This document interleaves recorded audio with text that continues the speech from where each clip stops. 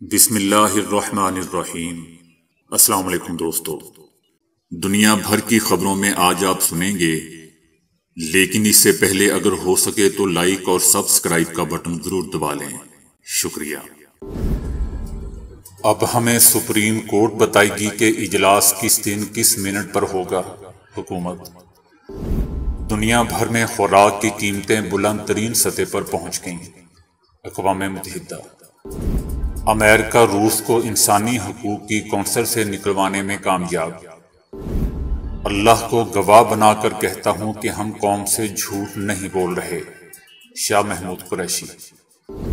عمران خان نے اپنی چمڑی بچانے کے لیے ملک کو یرغمال بنایا ہوا ہے۔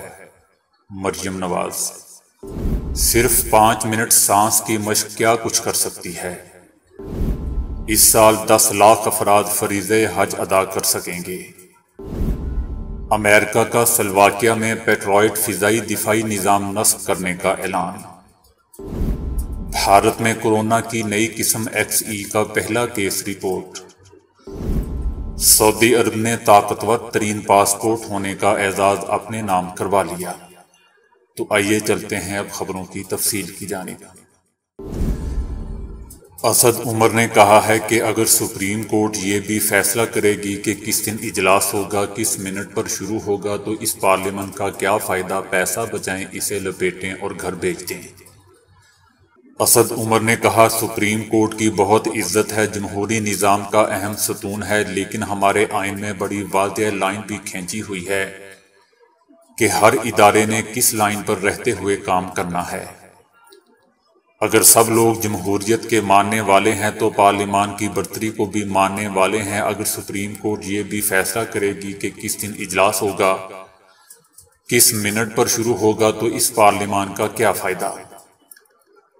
اسد عمر نے کہا کہ چلے ہم 1 منٹ کے مان لیتے ہیں کہ ڈپٹی اسپیکر کا فیصلہ اچھا نہیں تھا، کیا عدلیہ میں تمام فیصلے اچھے ہوتے ہیں؟ کیا اس کے بعد پارلیمان حق بجانب ہوتی ہے کہ یہ فیصلہ کرتی ہے کہ اب سے سپریم کورٹ میں کون سا کیس سنا جائے گا، کتنے بجے سپریم کورٹ کھلے گا؟ کیا یہ درست ہوتا؟ یقیناً درست نہیں ہوتا۔ جس طریقے سے وہ درست نہیں ہوتا، اگر پارلیمان سپریم کورٹ میں مداخلت کرے، اسی طریقے سے آئین میں جو پارلیمان کا کام ہے اس میں سپریم کورٹ کی مداخلت بھی ٹھیک نہیں ہے۔ ہم سپریم کورٹ کی بہت عزت کرتے ہیں اور کرتے رہیں گے، لیکن جو فیصلہ کیا وہ پارلیمان میں مداخلت ہے۔ تمام ہاؤس کو یکجا ہو کر آواز بلند کرنی چاہیے کہ جو پارلیمان کا اختیار ہے وہ کسی اور کو دینے کے لیے تیار نہیں ہے۔ ہم نے فیصلہ کرنا ہے کہ ہم کو ملک کو کس سمت میں لے کر جانا ہے۔ اقوام متحدہ کی خوراک اور زراعت کی عالمی تنظیم فوڈ اینڈ ایگریکلچر آرگنائزیشن نے انکشاف کیا ہے کہ روس اور یوکرین جنگ کے باعث عالمی خوراک کی قیمتیں اپنی بلند ترین سطح پر پہنچ گئی ہیں۔ یوکرین پر روس کے حملے سے اناج، سبزیوں اور تیل کی منڈیوں کو شدید دھچکے لگے ہیں، جس سے عالمی خوراک کے بحران کا خدشہ پیدا ہو گیا ہے۔ مارچ میں فروری کے مقابلے میں عالمی خوراک کی قیمتوں میں 12.6% اضافہ ہوا تھا، جبکہ گزشتہ برس سے رواں برس فروری تک سالانہ اضافہ 27.7% ہوا۔ فوڈ اینڈ ایگریکلچر آرگنائزیشن نے خوراک کی قلت کا خدشہ ظاہر کرتے ہوئے کہا ہے کہ خوراک کی قیمتوں میں ہوشربا اضافے سے غریب ممالک متاثر ہوں گے۔ اقوام متحدہ کے ادارے نے مزید کہا ہے کہ 24 فروری کو یوکرین پر حملے کے باعث روس پر لگنے والی عالمی پابندیوں کے نتیجے میں اناج کی برآمدات کا بہاؤ ٹوٹ گیا ہے، جس سے بھوک کا عالمی بحران پیدا ہو گیا ہے۔ دوستو، یاد رہے کہ روس اور یوکرین کا اناج اگانے والے بڑے ممالک میں شمار ہوتا ہے، اور ان دونوں ممالک کا دنیا بھر میں گندم، سبزیوں کے تیل اور مکئی جیسی کئی اہم اشیاء کی برآمدات میں ایک بڑا حصہ ہے۔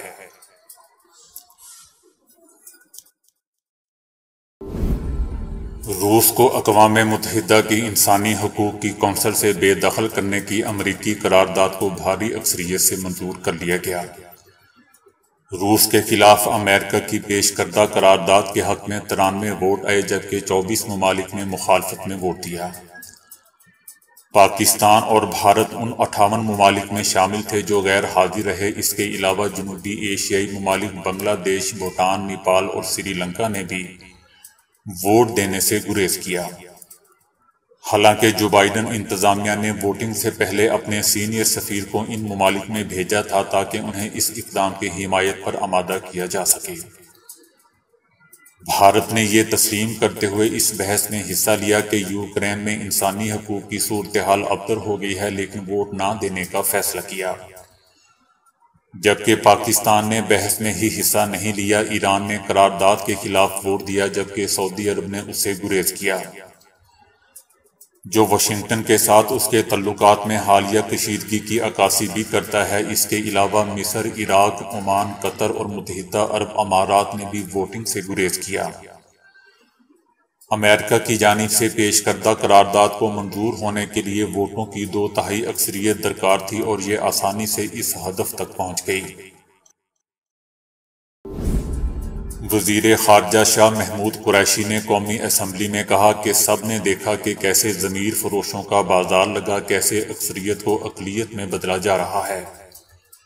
ڈپٹی اسپیکر نے ووٹنگ سے انکار نہیں کیا تھا جو ہارس ٹریڈنگ ہوئی، کیا وہ آئینی تھی؟ وفاداریاں تبدیل کرنے کے لیے ٹکٹوں کے خواب دکھائے گئے۔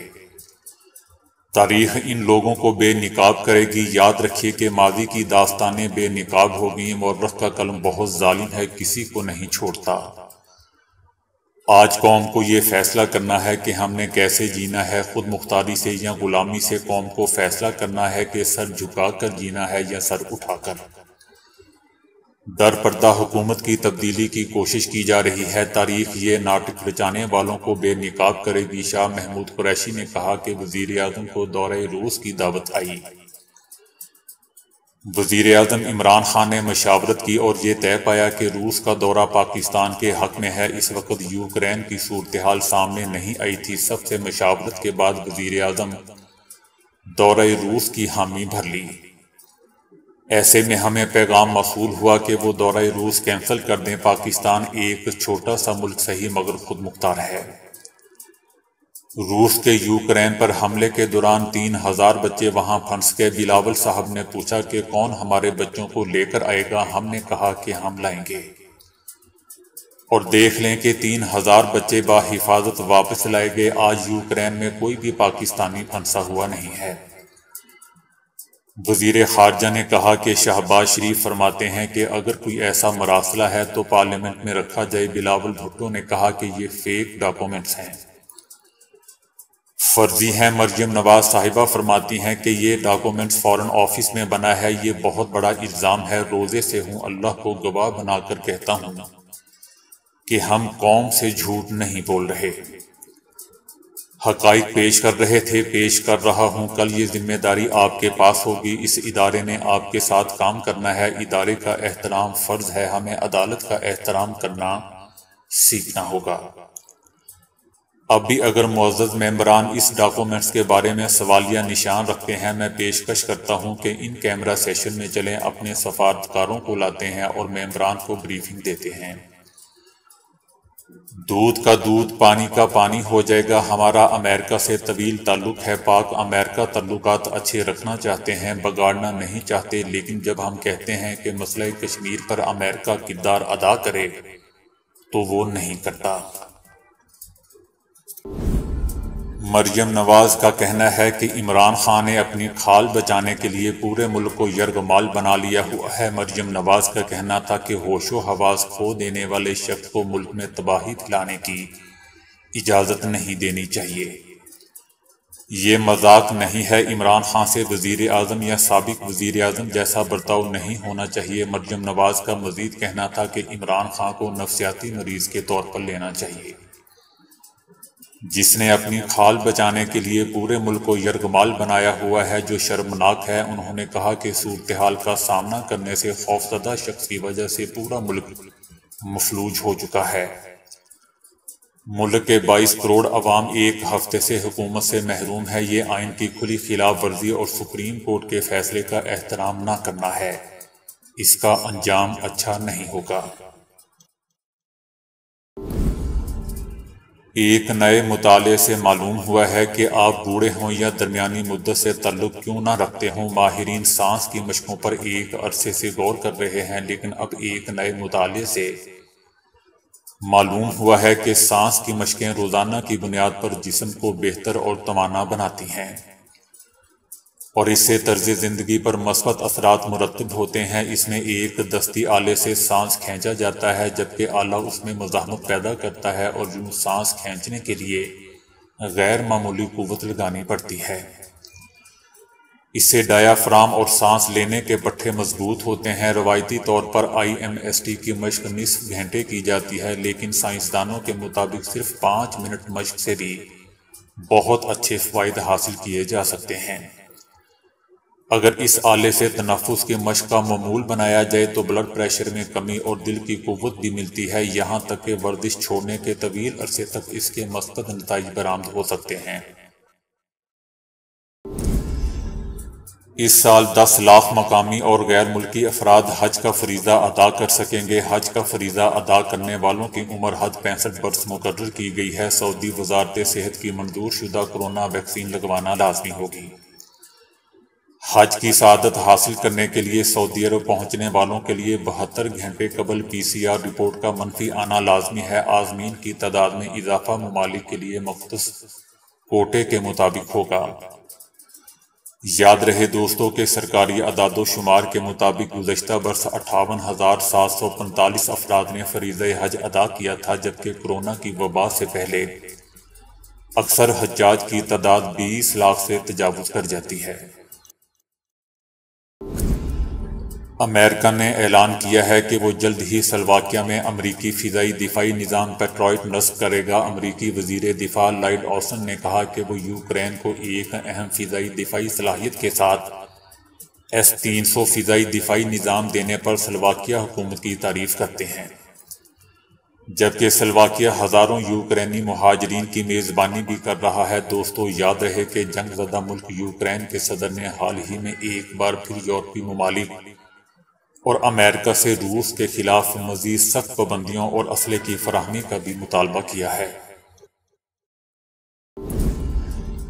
بھارت میں کورونا کی تیزی سے پھیلنے والی اومیکرون کی ایک اور تبدیل شدہ قسم XE کا پہلا کیس رپورٹ کیا گیا ہے۔ XE کا پہلا کیس بھارت کی ریاست مہاراشٹر کے دارالحکومت ممبئی کے شہر میں سامنے آیا ہے۔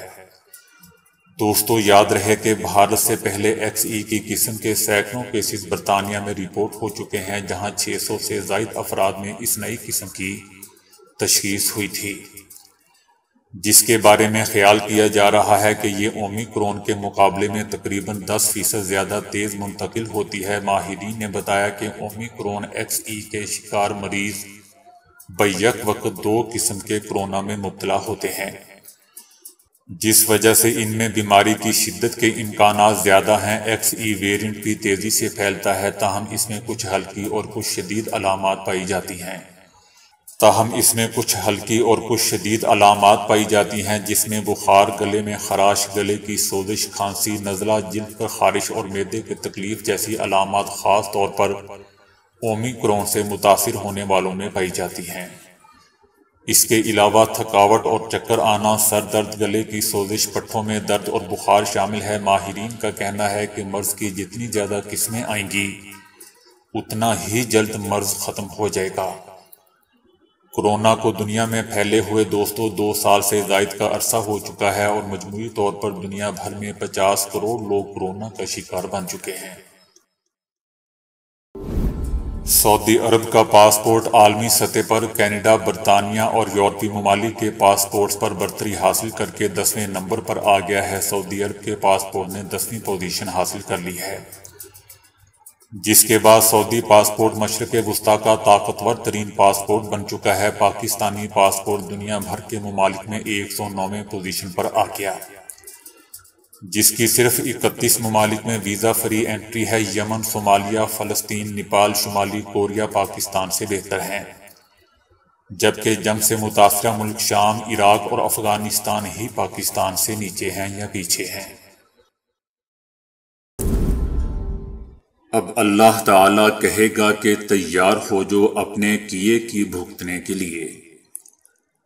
یہ وہ وقت ہے جب بچہ بھی بوڑھا ہو جائے گا، مر کے مر جاتے تو چھٹی ہو جاتی، مر کے بھی نہیں مر سکتے۔ یہ سب کچھ ہونے والا ہے، اور جب کوئی آدمی ناکام ہو جائے گا اور اس کی نیکیوں کا پلڑا ہلکا ہو جائے گا، گناہوں کا پلڑا وزنی ہو جائے گا، اور فرشتہ اعلان کرے گا کہ ناکام ہو گیا، تو پھر اللہ کہے گا کہ اس کو پکڑو۔ تو فرشتے بھاگیں گے اور اس کو کہاں سے پکڑیں گے؟ اس کے منہ میں ہاتھ ڈالیں گے، اس کا نیچے والا جبڑا کھول کر، اور اس کے منہ میں ہاتھ ڈال کر ٹھوڑی کے ساتھ جھٹکا دیں گے۔ نیچے والا جبڑا نکل کے باہر آ جائے گا، اور اس کو ننگے بدن گھسیٹیں گے۔ وہ کہے گا کہ رحم کرو۔ فرشتے کہیں گے کہ تمہارا گناہ اتنا بڑا ہے کہ تم پر رحمان نے بھی رحم نہیں کیا، ہم کہاں سے رحم کریں؟ اور کسی عورت کی ناکامی کا بھی فیصلہ ہو گیا تو فرشتے بھاگیں گے اور اسے سر کی چوٹی سے پکڑیں گے اور ایک جھٹکا دیں گے۔ وہ کہے گی کہ رحم کرو۔ فرشتے کہیں گے کہ تمہارا گناہ اتنا بڑا ہے کہ رحمان نے بھی تم پر رحم نہیں کیا، ہم کہاں سے رحم کریں؟ ابھی تو پکڑ ہو رہی ہے، ابھی آگے گھر آ رہا ہے، کس چیز کا؟ آگ کے پردے کا۔ ابھی بستر بچھائے جائیں گے، انگارے جوڑ کے مسحری بن جائے گی، اوپر بستر بچھایا جائے گا، آگ کی چادروں کو گہرا کر کے ان کے بستر بنا کے اس کے اندر ڈال دیا جائے گا۔ دوستو، اللہ ہم سب پر رحم فرمائے۔ کہتے ہیں کہ شوق کا کوئی مول نہیں ہوتا۔ برازیل سے تعلق رکھنے والے 44 سالہ شخص نے شیطان کی طرح نظر آنے کے اپنے منفرد شوق کو پورا کرنے کے لیے سرجری کروا کر اپنی ناک ہی کٹوا دی۔ اس شخص نے شیطان کی طرح دکھنے کے لیے نہ صرف اپنی ناک کٹوائی بلکہ اپنی باڈی موڈیفیکیشن کے ذریعے اپنے سر پر 2 سینگ بھی بنوا رکھے ہیں، جس سے یہ شخص کافی ڈراؤنا نظر آتا ہے۔ اس شخص نے ناک اور سینگ کے علاوہ اپنے جسم میں بے شمار تبدیلیاں کروا رکھی ہیں، جن میں جسم پر ٹیٹو اور نکیلے دانت بھی شامل ہیں۔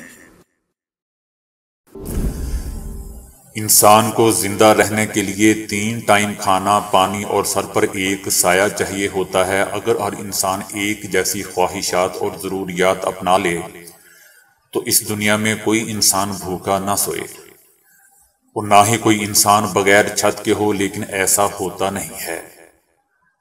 بلکہ امیر افراد اپنی عام استعمال کی کچھ چیزوں کو اتنے مہنگے داموں خرید لیتے ہیں کہ ان کو دیکھ کر عام انسان احساس کمتری کا شکار ہو جاتا ہے۔ مثلاً بریانی ہمارے ملک کے لوگوں کی پسندیدہ ترین خوراک ہے، جس کی عام طور پر ایک پلیٹ 150 روپے سے لے کر 500 تک بازار میں دستیاب ہے۔ اس میں ایک پلیٹ بریانی میں چاول، چکن یا بیف یا مٹن اور آلو موجود ہوتا ہے۔ بعض جگہوں پر اس کے ساتھ رائتا اور سلاد بھی دی جاتی ہے۔ یہ ایک پلیٹ چاول ایک عام انسان کے لیے ایک ٹائم کے لیے کافی ہوتی ہے، جس سے پیٹ بھر جاتا ہے۔ مگر دبئی میں بمبئی بریانی کے نام سے ایک ایسا ریسٹورنٹ بھی ہے جہاں پر بریانی کی ایک پلیٹ کی قیمت 43,000 تک ہے، اور اس کی وجہ اس کے اندر موجود 23 قیرات کھانے کے قابل سونے کی شمولیت ہے۔